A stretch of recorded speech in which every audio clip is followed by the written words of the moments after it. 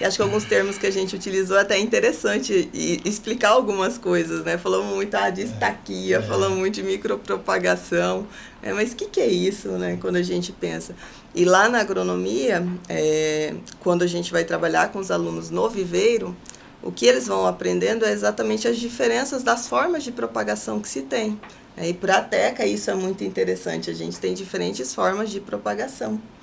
Seja ela usando lá uma propagação pelas sementes, ou seja ela usando essa propagação vegetativa. Eu estou pensando nisso em relação a aumentar essa variabilidade genética, por isso que eu vou fazer o trabalho com as sementes, e daí então eu continuo com aquilo que eu já atingi, do que eu quero, e eu mantenho, né? Então eu já tenho, eu consigo pegar e fazer uma propagação vegetativa agora. Vou utilizar, por exemplo, as gemas, eu vou utilizar essas estacas para fazer essa propagação. Para o comercial vocês usam estaca, que você tinha falado. Estaca, faz a estaquia, né? Então, acho que muitos que vão estar assistindo perguntam, mas o que é estaquia, né? É interessante a gente falar para eles, acho que um pouquinho então disso. Então explica, né, para eles aí quando se pensa, o que é estaquia. Quando a gente pensa na estaquia, acho que é uma das formas de propagação mais simples que tem. Todo mundo já deve ter feito isso pelo menos uma vez na vida. Somente em rosa. Em roseira. Ia dar exatamente esse exemplo, né? Todo mundo que ia lá na casa de mãe, de avó, que tinha uma roseirinha, me dá um galho dessa roseira para eu plantar.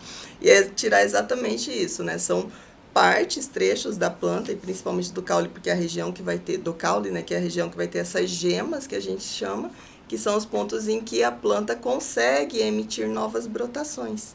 Então, aí dentro dessas regiões, dessas novas brotações, quando ela induz, né, para esse crescimento, ela vai formar uma nova planta. Clone, porque ela vai ser igual, idêntica, com todas as características da planta de onde foi retirada. E aí, quando trabalha com a teca, que a gente fala do clone, o clone ele tem que ser a representação fiel da planta da qual ela foi retirada. É por isso que é o cuidado em não ter contaminação de material, né? No caso de mistura, né, desses materiais, porque você está comercializando aquilo que é do que você falou, não, estou vendendo clone X ou clone Y, então ele tem que ter a mesma característica da planta da qual ela foi retirada, e isso que é a importância da estaquia, no caso. Agora, só abrindo parênteses aí, em relação à rosa enraiza com uma certa facilidade, né? Sim. Só que tem muito, quando você vai para a florestal, tem muito material genético que são recalcitrantes dessa rizogênese. Aí não emite raiz. Não. Aí entra a questão do laboratório de cultura de tecido, você rejuvenescer esse material para que ele volte até a capacidade de enraizar. Além disso, você usa também alguns indutores de raiz, que são alguns hormônios, principalmente a auxina, para ajudar nesse enraizamento. Então, e o viveiro, como a gente está falando de mudas, aí tem que se ajustar a isso, porque quando eu vou usar novamente o eucalipto como exemplo, quando você tem um certo clone que enraiza 30%, 40% mais e produz uma quantidade grande de celulose, para o campo não interessa se você vai perder para enraizamento, você tem que produzir esse clone, né? Porque esse clone está dando uma resposta boa. Então o viveiro tem sempre que se adequar ao campo, né? Ao material genético que está indo bem no campo. Aí você tem que ter técnicas e desenvolver alguma coisa para você melhorar o nível de enraizamento.